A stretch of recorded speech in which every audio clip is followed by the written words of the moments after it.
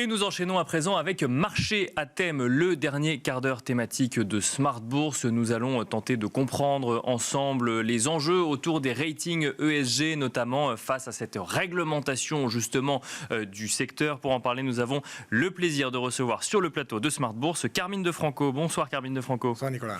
Bienvenue sur le plateau de Smart Bourse. Vous êtes responsable de la recherche chez Osiam. On va peut-être redéfinir ce dont on parle pour que tout le monde comprenne bien. De quoi parle-t-on et à quoi servent les ratings ESG ?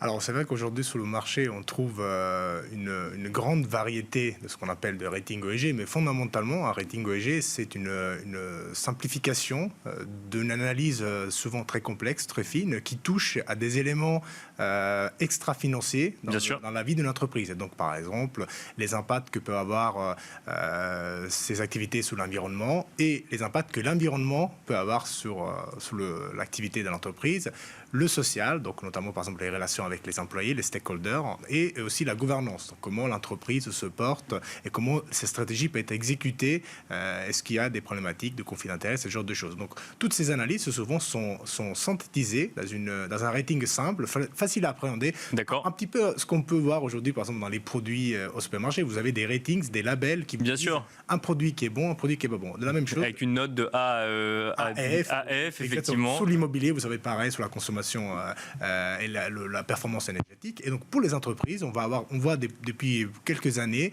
des ratings qui d'une certaine manière ressemblent aussi au rating de crédit obligataire, donc qui vous donne un petit peu une idée de la performance de l'entreprise. Donc l'idée c'est de rendre lisible finalement vis-à-vis des investisseurs et du grand public des stratégies ESG des entreprises, et donc ces entreprises font elles-mêmes appel à des entreprises qui vont donner des notations, mais là, chacun a un peu sa méthodologie, c'est ça ? Oui, disons qu'il y a une étape intermédiaire. Ça veut dire que les entreprises veulent quelque part capturer des flux financiers des investisseurs, parce qu'on rappelle qu'aujourd'hui, selon des études récentes, il y a 2,7 trillions de dollars investis dans des stratégies ESG. Il y a beaucoup d'argent en jeu. Les régulateurs, notamment la Commission européenne, poussent à ce que les investisseurs aillent dans cette direction. Donc du coup, les entreprises font tout pour avoir une bonne note. Pour avoir une bonne note, parce que normalement, ça drive, ça pilote des flux d'investissement. D'accord. Et donc du coup, ils sont obligés, la réglementation aussi aujourd'hui, depuis quelques temps, les oblige aussi à reporter certains critères. Néanmoins, chaque entreprise, chaque secteur, on n'est pas impacté de la même manière par les mêmes facteurs ESG. Comment on les rassemble pour arriver à une notation unique? Est-ce que cette notation représente un petit peu ce que l'investisseur peut s'attendre? Est-ce que sont comparables en Europe plutôt qu'aux États-Unis, une large cap plutôt qu'une petite entreprise, etc. Donc, quelque part, il y a beaucoup de débats sur cette capacité d'une notation agrégée à traduire un sentiment des investisseurs concernant justement des thèmes de durabilité. Et là, pour le coup, la Commission européenne a émis une proposition pour réglementer ce secteur. Tout à fait. Donc, c'est assez récent. Ça date d'une dizaine de jours. C'est le dernier endroit dans lequel la Commission européenne n'a pas encore réglementé. Donc, vous avez parlé tout à l'heure en plateau des reporting financiers pour les fonds, la disclosure et donc la transparence pour les entreprises. Il reste ce petit parti de l'architecture de la finance durable qui est les agents de notation. Donc, aujourd'hui, des investisseurs comme des asset managers utilisent ces ratings pour construire les propres portefeuilles. Sauf que, à la différence des agences de notation de crédit, qui sont très strictement régulées, il y a des murailles de Chine entre les différentes activités, pour l'instant aujourd'hui ils ne le sont pas. Ce qui fait qu'il peut y avoir soit un problème de conflit d'intérêts. Bien sûr. Je vous fais un exemple très basique. Si à la fois vous êtes une agence de notation ESG, et donc vous donnez un crédit ESG, mais en plus vous faites un service de advisory pour la même entreprise. Oui. Parce que vous pouvez avoir plusieurs activités. Exactement. Oui. Donc, ou alors vous construisez des indices, donc du coup vous pouvez pousser ou pas une entreprise à être dans l'indice, donc c'est problématique. Donc ça c'est le premier point. Et le deuxième point, c'est justement cette comparabilité. Encore un exemple, il y a eu des études, des recherches qui ont été faites depuis l'année dernière, je crois, dans lesquelles on peut montrer que, par exemple, parmi les 3 agences de rating crédit, il y a une très très forte corrélation entre les notations qu'on peut mettre sur les obligations. Donc, que vous preniez S&P, Fitch ou Moody's, grosso modo, on arrive à peu près au même résultat. On peut se dire que la méthodologie est similaire. Ou en tout cas, qu'on capture le même objectif qui est celui du risque de défaut. Oui. Alors, sous l'ESG, ce n'est pas le cas. Donc, vous prenez différents providers, vous pouvez avoir une entreprise qui est très très bien notée chez le provider A, très très mal notée chez le provider B. Or, ça peut s'expliquer, néanmoins, du point de vue de l'investisseur et du client final, notamment un client particulier, c'est assez difficile, puisqu'il va se poser la question, pourquoi telle entreprise est dans mon fonds vert, dans mon fonds ESG, alors que je ne crois pas qu'elle soit aussi ESG que ça devrait l'être, etc. Donc c'est pour ça que la Commission... Et avec souvent des scandales, c'est pas forcément des scandales, mais des incompréhensions sur certaines entreprises. Tout à fait. L'exemple typique qu'on lit souvent, qu'on voit toujours, c'est par exemple l'exemple de Tesla. Or, on peut expliquer très bien pourquoi Tesla, typiquement, se retrouve avec une notation ESG qui n'est pas aussi bonne de ce qu'on pourrait imaginer pour une entreprise aussi disruptrice qui apporte une solution importante au problème de la mobilité green. Mais dans ESG, il y a ESG aussi. Il y a le ESG qui sont importants.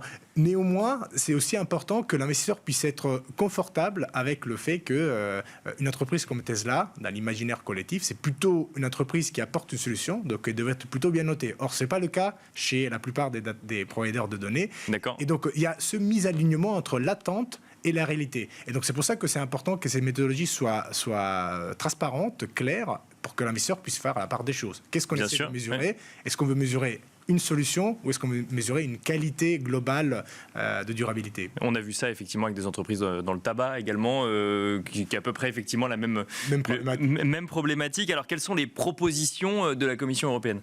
Alors, il y en a plusieurs. J'en retiendrai deux qui, à mon avis, semblent être assez importantes et qui peuvent avoir vraiment un impact important dans notre secteur. La première, c'est évidemment que les agents de notation devraient être régulés par l'ESMA, qui est l'autorité européenne, un peu comme les agences de notation de crédit. Donc finalement, on ne pourra pas construire des stratégies, des fonds ou faire du conseil avec des ratings pour lesquels un régulateur n'a pas regardé dedans. Donc ça, c'est le premier point, c'est très important. Ça a été plutôt bien accueilli par le secteur, donc je pense que c'est une mesure qui peut aller assez vite. Donc toute agence de notation devra être régulée ou ne pourra plus exercer. Voilà, le détail étant, toute agence de notation, un peu comme les providers d'indices, toute agence de notation qui veut s'adresser à un public européen, les banques, les assureurs, les asset managers, devra être régulée par l'ESMA. Or, compte tenu de l'importance du continent européen dans la finance mondiale, cela veut dire que toutes les grandes maisons d'agences de notation vont devoir être régulées par l'Union européenne. Donc ça, c'est le premier point qui est assez consensuel. Et le deuxième point, qui est celui, à mon avis, qui va causer un petit peu plus de débat, c'est que la Commission européenne a proposé de séparer de manière très nette l'activité de notation ESG avec d'autres activités. Les indices, l'advisory ou alors les ratings crédit. Parce que vous imaginez, si vous faites à la fois le rating d'une obligation et le rating ESG, bien sûr, peut avoir potentiellement des conflits d'intérêts. Cette séparation pourrait être accueillie de manière pas forcément plus froide de la part des acteurs, puisque aujourd'hui on voit de plus en plus de concentration, notamment chez les anglo-saxons. Aujourd'hui en Europe, on est dominé par des agences de notation anglo-saxonnes, et ça a aussi un impact aussi sur la perception du rating ESG qui n'est pas le même en Europe. Et donc ça, ce sont les deux points qui sont les plus importants de la proposition européenne. Il y a eu des réactions justement vous mentionniez effectivement que le premier point avait été plutôt bien accueilli. Le deuxième point, il y a eu des réactions aussi peut-être du marché sur ces sujets-là ? Le marché s'inquiète essentiellement pour une raison de oligopole et de coûts. Parce que quand on parle des gros efforts de réglementation, c'est typiquement les grandes agences qui vont pouvoir faire l'effort de mettre tout en place. Et pour les plus petites, c'est plus difficile. Donc on ne voudrait pas se retrouver comme on est aujourd'hui dans le cas du crédit, où fondamentalement vous avez 3 agences de notation. D'accord. C'est des acteurs mineurs, mais voilà, ce sont les 3 qui tout le monde regarde. Une crainte que le poids réglementaire ne vienne favoriser que les grandes structures. Celles qui ont les moyens de pouvoir implémenter, parce que ce sont des coûts de compliance très importants. Ça demande aussi une capacité à pouvoir adresser ces demandes de réglementation qui ne sont pas pour une petite entreprise, c'est beaucoup plus difficile. Donc ça, c'est le premier point. Donc c'est lié aussi à un problème de coût. D'accord. Voilà, le coût de la data, on sait que ça devient c'est de plus en plus important. Et le deuxième point, c'est lié beaucoup plus aux méthodologies. Ce qui fait que quand vous avez très peu d'acteurs et que ces acteurs vont devoir converger d'un point de vue méthodologique, d'une certaine manière, et si ces acteurs ne sont pas européens, donc ils vont apporter une éthique, une culture, une approche anglo-saxonne. D'accord. Ce qui froisse un petit peu les acteurs européens, puisqu'on n'a pas du tout la même vision dans les sujets de durabilité. Et d'ailleurs, vous l'avez sans doute vu, il y a quelques jours, l'ISSB, qui est une autorité des réglementations et du standard de reporting, avec une approche très anglo-saxonne, a publié ces recommandations qui vont être probablement accueillies, qui sont très différentes de ce qu'ils ont été mis en avant par la Commission européenne, par le FRAG. Donc c'est un sujet assez... Parce que là, il y a même un enjeu, j'ai envie de dire, de soft power, c'est-à-dire quelles sont les normes comptables qu'on utilisera demain pour calculer effectivement la note ESG des entreprises. Est-ce qu'on se basera sur un système européen ou sur un système anglo-saxon? Et il faudra que le système devienne global pour être fonctionnel, donc il faudra bien qu'on choisisse entre l'un des deux, c'est ça? Aujourd'hui, les investisseurs, ils investissent sur le marché américain, sur le marché émergent, sur le marché européen. Donc, ils ont besoin d'une certaine comparabilité. Or, si vous avez des normes qui mettent en avant la matérialité financière, en gros, qu'est-ce qui peut avoir un impact sur le business du point de vue ESG? Donc, qu'est-ce qui peut me coûter de l'argent en termes de coûts légaux, des coûts environnementaux? Et d'autre part, vous avez pour les entreprises européennes la double matérialité. Donc, bien sûr. La matérialité financière, mais aussi les impacts que l'entreprise va avoir sur l'environnement, par exemple, sur le social. Et du coup, vous n'allez pas forcément avoir une base comparable. Et donc, une entreprise européenne, toute chose égale par ailleurs, pourrait se retrouver désavantagée puisqu'il va devoir coter avec un multiple plus faible. D'accord. Parce qu'il y aura cette double matérialité. Et donc, du coup, pour le coup une avancée phénoménale. C'est une avancée importante parce que du coup, les investisseurs, ce qu'ils veulent, c'est une entreprise qui sait maîtriser ses risques ESG, et donc du coup, qui n'est pas qui puisse protéger un petit peu la valeur, mais que aussi elle soit capable de pouvoir apporter sa contribution aux grands changements auxquels on s'attend. Donc la transition bas carbone, une société plus juste. Et donc ça, c'est ce qu'ils veulent l'investisseur.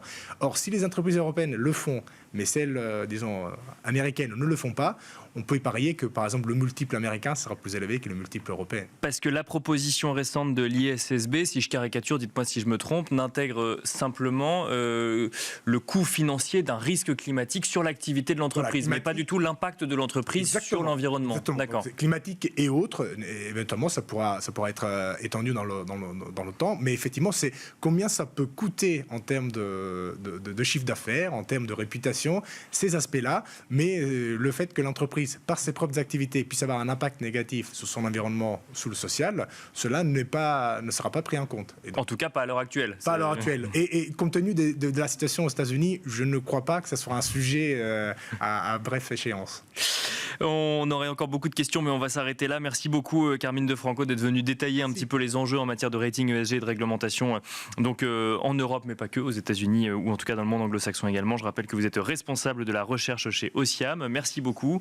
Merci à vous également de nous avoir suivis. Je vous rappelle que vous pouvez retrouver Smart Bourse en replay sur bismart.fr, mais aussi en podcast sur toutes les plateformes de podcast. Et quant à moi, je vous donne rendez-vous demain à 12h30 en direct pour un nouveau numéro de Smart Bourse.